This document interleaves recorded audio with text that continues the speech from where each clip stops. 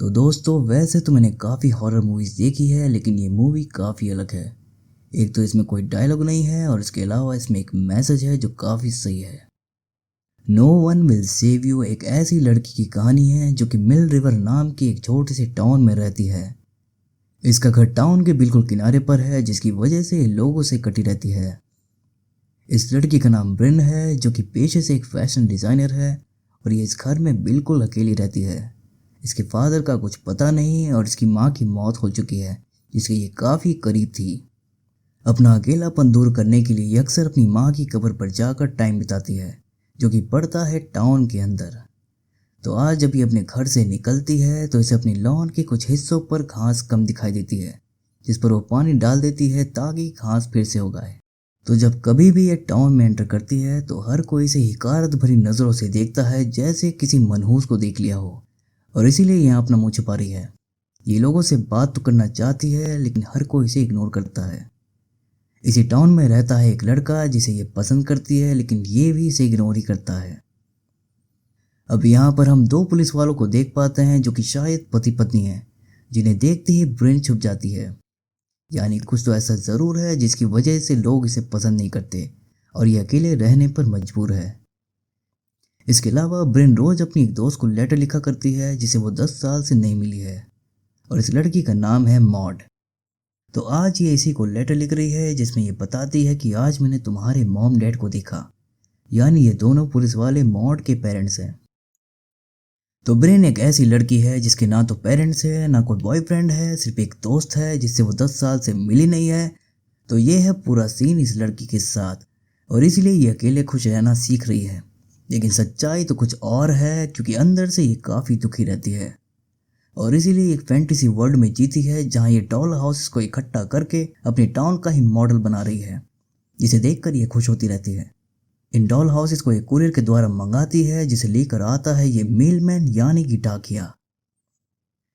इसके अलावा इसे पुराने गानों पर डांस करना बहुत पसंद है, जो कि 50s और 60s के ज़माने की मूवीज़ की है, जिनके पोस्टर इसने अपने घर की दीवारों पर भी लगा रखे हैं। मतलब काफ़ी ओल्ड टेस्ट है इस लड़की का।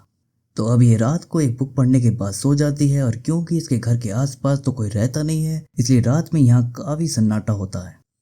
तो सोचो, अगर ऐसी लड़की के घर चोर घुस जाए, चोर छोड़ो अगर एलियन घुस जाए, तो ये लड़की क्या करेगी? तो आइए देखते हैं। तो रात में एक जोर की आवाज़ के कारण ब्रिन की नींद खुल जाती है, और जब वो खिड़की से देखती है तो वहाँ ट्रैश कैन का ढक्कन हटा हुआ मिलता है। अब ब्रिन ये सोचकर रिलैक्स हो जाती है कि शायद ये कोई कुत्ता बिल्ली होगा, और इसीलिए ढक्कन को लगाने नीचे जाने लगती है। लेकिन जब वो लाइट ऑन करती है तो लाइट ऑन नहीं होती, और तभी उसे खोला मिलता है अपने घर का दरवाज़ा, यानी कि उसके घर में कोई घुस आया था। तभी ब्रिन को घंटी की आवाज़ सुनाई देती है, जो उसके डॉल हाउस पर लगी थी। यानी ये जो कोई भी था उसके डॉल हाउस वाले रूम में था। तभी ब्रिन को इस प्राणी की झलक दिखाई देती है, जो यकीनन कोई इंसान तो नहीं लग रहा था, और अब वो भी ब्रिन को देख लेता है, जिससे डरकर ब्रिन ऊपर की तरफ भागती है और अपने रूम में जाकर बेड के नीचे छुप जाती है। वो प्राणी ब्रिन को ढूंढता हुआ उसके रूम में आ जाता है, और यहाँ ब्रिन उसके पैर को देखती है, यानी कि यह कोई एलियन था। अब वो एलियन खिड़की से बाहर चला जाता है, और हिम्मत करके ब्रिन खिड़की का दरवाज़ा बंद कर देती है। लेकिन वो एलियन अभी भी घर के बाहर घूम रहा था, इसीलिए ब्रिन भागकर घर का दरवाज़ा भी बंद कर देती है। लेकिन तभी घर में पैरानॉर्मल एक्टिविटी चालू हो जाती है, टीवी वगैरह ऑन हो जाते हैं, लाइटें जलने बुझने लगती हैं, और फ्रिज का तो देखो यार क्या हाल है। अब ब्रिन पुलिस को फ़ोन करने लगती है, लेकिन रिसीवर से निकलती एक भयानक आवाज़, जिससे ब्रायन के हाथ से वो रिसीवर छूट जाता है। अब वो फिर से ऊपर की तरफ भागती है, लेकिन वहाँ होता है वही एलियन जो बिना छुए घर की सारी चीज़ों को कंट्रोल कर रहा था। अब बचने के लिए ब्रिन फ्रिज के पीछे छुपने की कोशिश करती है, लेकिन सामने से वो दिखाई दे रही थी, और इसीलिए वो एलियन उसे देख लेता है और फ्रिज के दरवाजे से उसे वहीं बंद कर देता है। अब वो ऊपर चढ़कर ब्रिन को निहारने लगता है, जिसके बदले में ब्रिन उसे धक्का देकर भागने लगती है। लेकिन वो एलियन एक दरवाजे को उखाड़कर ब्रिन से टकरा देता है, जिससे ब्रिन हो जाती है ढेर, और किसी तरह खुद को ट्रैक करते हुए डॉल हाउस वाले रूम में जाने लगती है। लेकिन वो एलियन उसके टाउन को कर देता है बर्बाद, और ब्रिन को अपनी ओर खींचने लगता है। लेकिन ब्रिन के हाथ लग जाता है डॉल हाउस का टुकड़ा, जिसे वो उस एलियन के सर में घुसा देती है, और ये एलियन मर जाता है। यानी एलियन ने अगर इसके टाउन को नहीं तोड़ा होता तो शायद सीन कुछ और होता। खैर, अब सुबह ब्रेन की आंख खुलती है तो उसके सामने पड़ी थी एलियन की डेड बॉडी।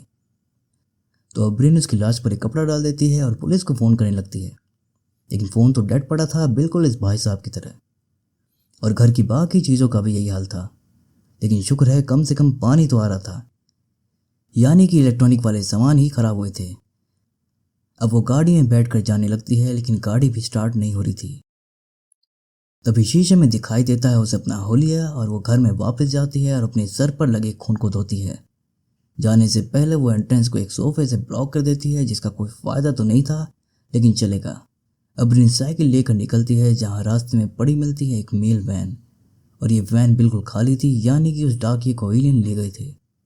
ब्रेन अब एक घर की तरफ भागती है, जहाँ उसे दिखाई देता है क्रॉप सर्कल्स, मतलब ये घर भी अब एलियन की चपेट में था, और ये घर था इसके क्रश का, यानी कि वो भी एलियन का शिकार हो चुका है। अब ब्रेन किसी तरह पहुंचती है पुलिस स्टेशन, जहां उसका सामना होता है मॉड के पेरेंट्स से। इससे पहले ब्रेन कुछ बोल पाती, वो लेडी सीधे ब्रेन के मुंह पर थूक देती है। बेचारी ब्रेन रोती हुई पुलिस स्टेशन से बाहर निकलती है, और अब उसकी साइकिल की भी चेन उतर जाती है। अब उसे आने लगते हैं पैनिक अटैक, जहां उसको संभालने वाला कोई नहीं होता।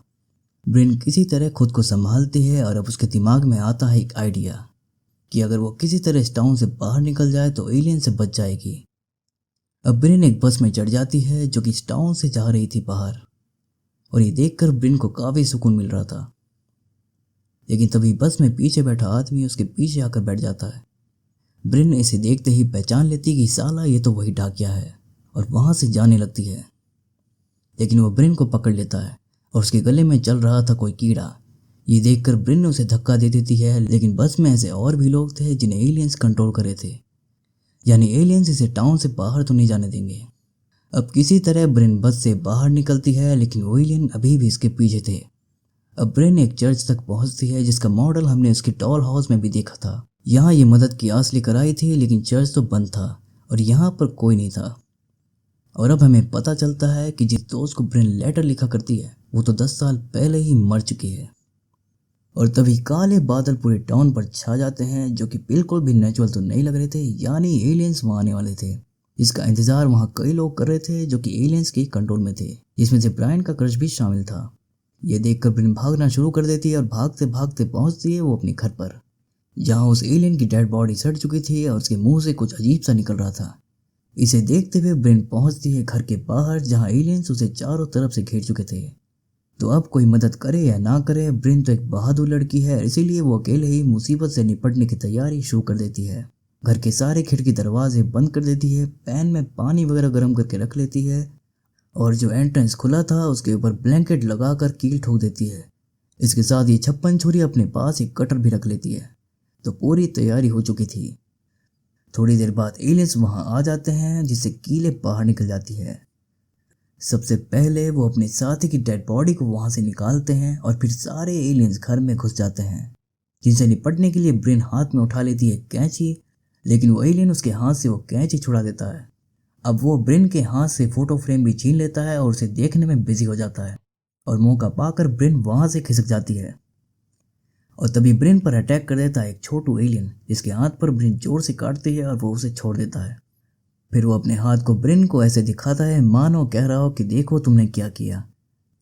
इसके बाद वो ब्रेन पर झपटता है, लेकिन ब्रेन खोलता हुआ पानी उसके ऊपर उछल देती है और भागकर अपने रूम में जाकर दरवाज़ा बंद कर देती है।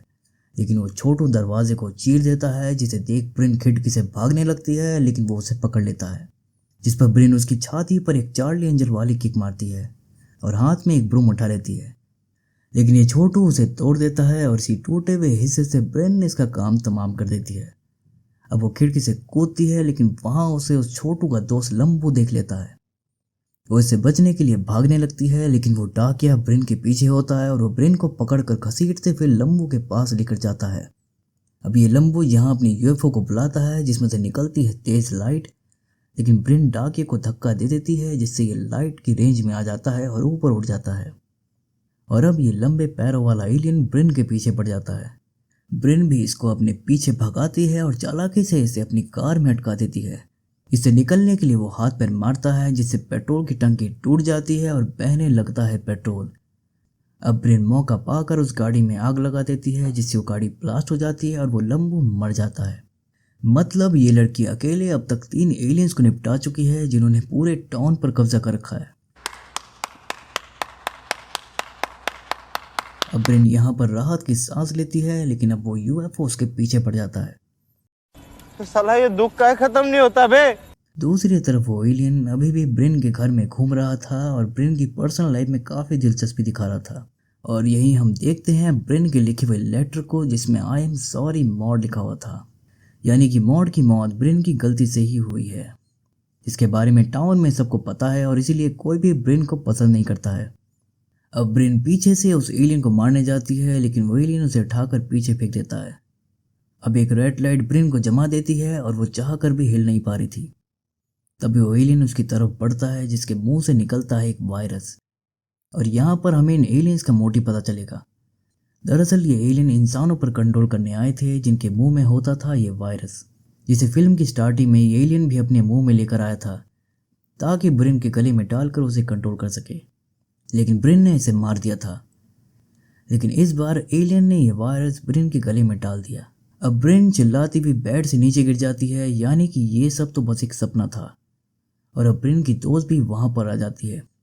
इसे देख ब्रिन काफ़ी खुश दिखाई देती है, लेकिन तभी ब्रिन समझ जाती है कि कुछ तो गड़बड़ है। और यहाँ पर आता है इस मूवी का सबसे तगड़ा ट्विस्ट। दरअसल ये एलियन इंसानों को कंट्रोल करने के लिए उनके इमोशंस को ट्रैप करते थे और इसीलिए वो ब्रिन की पर्सनल लाइफ में इतना इंटरेस्ट दिखा रहे थे। जब उन्हें पता चला कि ब्रिन की एक दोस्त है जिसे वो 10 साल से नहीं मिली है, तो उन्होंने सोचा चलो इसको मिलवा देते हैं ताकि ब्रिन इनके इल्यूजन में ट्रैप हो जाए और ये उसे कंट्रोल कर सके। लेकिन ब्रिन एक ऐसी लड़की है जो अपनी मरी हुई दोस्त को लेटर लिखा करती थी और इसीलिए इन एलियंस का कट जाता है। और ब्रिन ये समझ चुकी थी कि ये सब उस वायरस की वजह से हो रहा है और इसीलिए वो उसे अपने मुंह से निकाल कर बाहर फेंक देती है।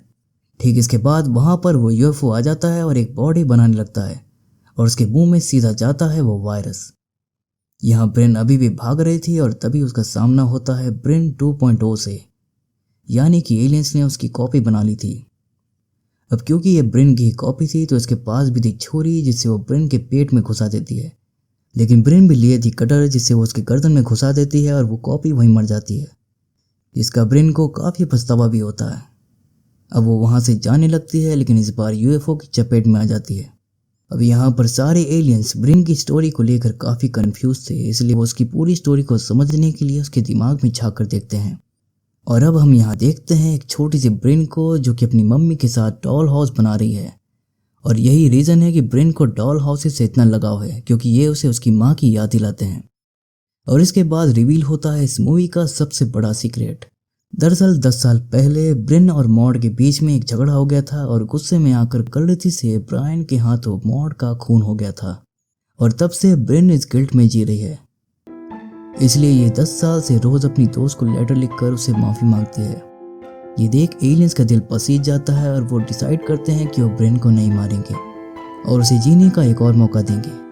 और अब वो ब्रिन को एक नई जिंदगी देते हैं जो वो हमेशा से चाहती थी, जहाँ वो अकेली नहीं है और अब वो बहुत खुश है। लेकिन क्योंकि ये एक हॉरर मूवी है और इसका सबसे डरावना पार्ट यही है कि धरती पर एलियंस का कब्जा है, यानी धरती पर ब्रायन ही अकेली इंसान बची है और बाकी सब एलियंस के द्वारा बसाई गई एलियन कम्युनिटी है। लेकिन ब्रिन की इनसे दोस्ती हो चुकी है क्योंकि ये उसके पास्ट को लेकर उससे नफरत नहीं करते हैं। और रही बात इस मूवी के मैसेज की, जो कि इस मूवी के टाइटल से ही पता लगती है कि जब कोई भारी मुसीबत आपके ऊपर आ जाती है तो उससे आपको केवल एक ही इंसान बचा सकता है और वो इंसान आप खुद हो। तो दोस्तों ये थी इस मूवी की एक्सप्लेनेशन। कमेंट करके ज़रूर लिखना कि आपको ये मूवी कैसी लगी थी। मैंने तो इस मूवी को 2 बार देखा है, जिसके 2 रीज़न हैं। एक तो ये कि मुझे कैटलिन डीवर की एक्टिंग काफ़ी पसंद आई और दूसरा कि ये मूवी मुझे एक बार में समझ नहीं आई थी। तो फिर मिलूंगा किसी और मूवी एक्सप्लेनेशन के साथ, तब तक के लिए take care and keep watching.